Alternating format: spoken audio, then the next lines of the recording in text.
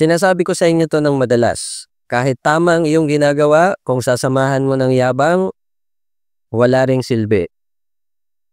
Kaya, isipin po ninyo kung gaano kalaking panghihinayang ang mararamdaman ng isang tao na naglilingkod naman ng sipag-sipag. Ang daming nagagawa para sa gawain ng Panginoon, pero yabang niya pala yun.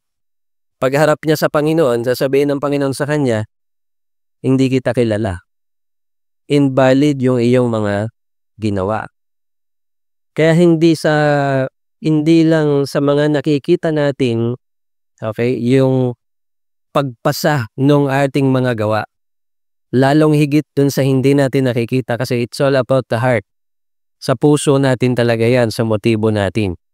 Ang Diyos laging dyan nakatingin. Kahit na ikaw ang laging naglilinis sa simbahan, kung ang laman ng puso mo ay ganito, lagi na lang ako. Ako lang talaga masipag sa simbahan to. Lahat ng kapatiran tamad, ako lang talaga masipag.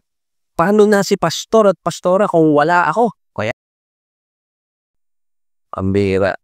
Okay na sana pasado ka na sana Kaya so, sinumahan ng yabang, bagsala.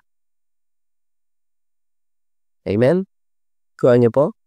Mas mabuti pa yung alam niyang hindi siya nakakatulong, pero umaamin.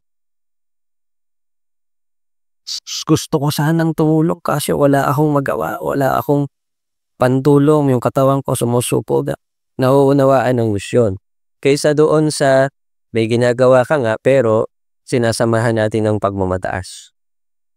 Always regrettable, mga kapatid, ang pagyayabang. Pride brings the most regret in our lives.